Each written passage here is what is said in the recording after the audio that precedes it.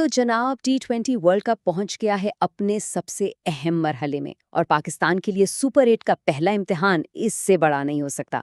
मुकाबला है न्यूजीलैंड से। चलिए जरा गहराई में उतरते हैं और देखते हैं कि इस बड़े मैच में आखिर दांव पर लगा क्या है।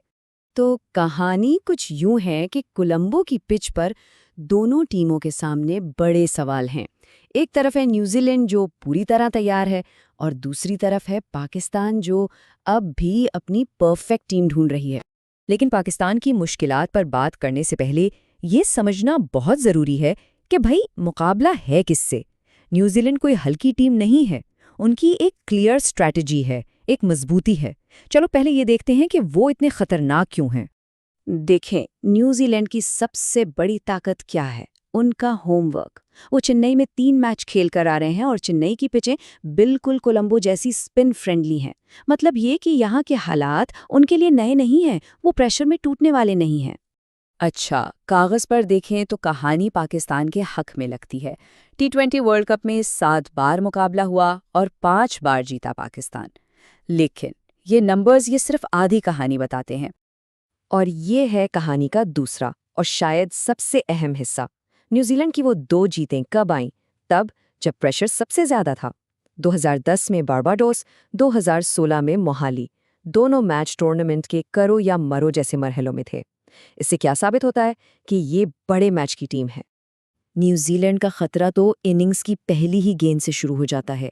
फन एलन जैसा धुआंधार ओपनर, टिम सेफर्ड जो टूर्नामेंट में जबरदस्त फॉर्म में है, और फिर डिवॉन कॉनवे जिन्हें स्पिन पिचेस पर खेलने का बहुत तजुर्बा है। उनका टॉप ऑर्डर बना ही इसलिए है कि पावर प्ले में मैच को अपनी गिरफ्त में ले लें। लेकिन जो चीज उन्हें वाकई खतरनाक बनाती है ना, वो है उनका मिडिल ऑर्डर, टीम का असल इंजन। यहाँ मार्क चेपमैन जैसे फिनिशर्स हैं जो पहले भी पाकिस्तान के लिए सरदर्द बन चुके हैं, और फिर डेरिल मिचेल और ग्लेन फिलिप्स जैसे ऑलराउंडर्स। मतलब इनके पास कई ऐसे खिलाड़ी हैं जो किसी भी पोजीशन से मैच का रुख बदल सकते हैं। और इनकी ताकत का अंदाज़ा इस बात से लगाएं कि इंजरी से भी उन्हें फ़र्क नहीं पड़ता। माइकल ब्रेसवेल बाहर हुए तो उन्होंने किसको बुलाया? जेक मैकॉन्ची को। और वो कोई आम रिप्लेसमेंट नहीं है, वो अपनी डोमेस्टिक टीम के टॉप विकेट टेकर थे। ये दिखाता है कि उनके स्क्वाड में कितनी गहराई है। और आखिर में सबसे बड़ी बात, न्यूजीलैंड की असल ताकत कोई एक स्टार खिलाड़ी नहीं, बल्कि उनकी पूरी टीम है। हर मैच में कोई नया हीरो सामने आ जाता है और यही चीज़ उन्हें सबसे अनप्रिडिक्टेबल और ख़तरनाक बनाती है। हमला कहीं से भी हो सकता है। तो ये तो हुई न्यूजीलैंड की बात, एक ऐसी टीम जो पूरी तरह तैयार है। अब जरा रुख करते हैं पाकिस्तान की तरफ, और यहीं से वो मसला शुरू होता है जो टीम को अंदर ही अंदर से कमज़ोर कर रहा है, यानी अपनी फाइनल 11 का मसला। यही है असल जड़, असल मसला। जिस वक्त टूर्नामेंट अपने सबसे अहम मरहले में है, पाकिस्तान अब भी ये तय नहीं कर पाया कि उसके बेहतरीन 11 खिलाड़ी कौन हैं। ये कन्फ्यूजन, ये गैर यकीनी, ये एक कमज़ोर बुनियाद की तरह है जिस पर आप बड़ी इमारत नहीं बना सकते। और ये कन्फ्यूजन आती है 2 बिल्कुल अलग सोचों से। एक तरफ है खौफ वाली अप्रोच, यानी टीम में 6-7 बॉलिंग ऑप्शंस भर लो, ऑलराउंडर्स खिलाओ, बस किसी तरह सेफ रहो। और दूसरी तरफ है हिम्मत वाली अप्रोच, यानी अपने स्पेशलिस्ट खिलाड़ियों पर भरोसा करो, 2 तेज बॉलर्स खिलाओ और अटैक करके विकेटें लो। और इस बात का मतलब क्या है? इसे आसान लफ्ज़ों में समझते हैं। जब आप फ़हीम अशरफ जैसे खिलाड़ी को नंबर 9 पर खिलाते हैं, तो ये आपकी ताकत नहीं दिखाता, ये आपका डर दिखाता है। ये इस बात की निशानी है कि आपको अपने स्पेशलिस्ट खिलाड़ियों पर पूरा भरोसा नहीं है। तो ठीक है, मसला तो समझ आ गया, एक टीम जो खौफ और हिम्मत के बीच में फंसी हुई है। तो सवाल ये है कि इसका हल क्या है? अच्छी बात यह है कि एक साफ सीधा फॉर्मूला मौजूद है, एक ब्लूप्रिंट जो टीम को वो बैलेंस दे सकता है जिसकी उसे सख्त ज़रूरत है। और ये है वो 4 नुकाती फॉर्मूला। पहला, एक और असली फास्ट बॉलर नसीम शाह को टीम में लाएं। दूसरा, बैटिंग ऑर्डर में ये जो रोज़-रोज़ की तब्दीलियां हैं, इन्हें बंद करें। तीसरा, अगर बाबर आजम खेलते हैं तो उन्हें नंबर 4 पर भेजें ताकि मिडिल ऑर्डर संभाल सके। और चौथा, जो शायद सबसे अहम है, साइम अयूब पर पूरा भरोसा करें। अब जरा साइम अयूब पर बात करते हैं। उन्हें ड्रॉप करने की बातें हो रही हैं, लेकिन बड़ी तस्वीर देखना ज़रूरी है। उनकी बॉलिंग टीम को एक बहुत ज़रूरी बैलेंस देती हैं।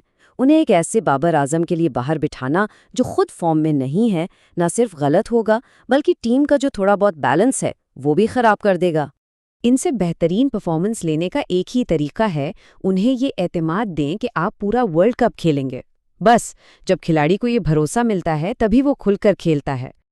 अब आते हैं मिडिल ऑर्डर की सबसे अहम पोजीशन, नंबर 4 पर। यही वो पोजीशन है जो मिडिल ओवर्स में मैच का रुख तय करती है। यहाँ बाबर को लाने से इस्तेहकाम आ सकता है या फिर फ़खर जमान को भेजकर जारियत लाई जा सकती है।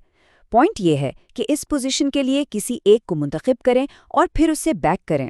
चलें जी, तो हमने न्यूजीलैंड को देख लिया, पाकिस्तान के मसले को समझ लिया और एक हल भी डिस्कस कर लिया। अब इन सब बातों को जोड़कर देखते हैं, इस मैच के लिए फाइनल वर्डिक्ट क्या है और यहाँ से आगे पाकिस्तान का रास्ता कैसा नजर आता है। देखें, अंदरूनी मसाइल अपनी जगह, लेकिन हकीकत यह है कि इस मैच में पाकिस्तान फेवरेट है। और सिर्फ यही नहीं, सेमीफाइनल तक का इनका रास्ता बाकी टीमों के मुकाबले में काफ़ी आसान है। न्यूजीलैंड के खिलाफ ये जीत सिर्फ 2 पॉइंट्स नहीं होगी, ये वो मोमेंटम होगा जो पूरे टूर्नामेंट में टीम के काम आएगा। जरा इस ग्रुप पर नजर डालें, हिसाब बहुत सीधा है। न्यूजीलैंड को हराएं, उसके बाद इंग्लैंड को हराएं और पाकिस्तान की सेमीफाइनल में जगह तकरीबन पक्की है। रास्ता बिल्कुल साफ नजर आ रहा है। और इस रास्ते के आखिर में क्या इनाम हो सकता है? क्रिकेट की तारीख की सबसे बड़ी दुश्मनी का एक और मुकाबला।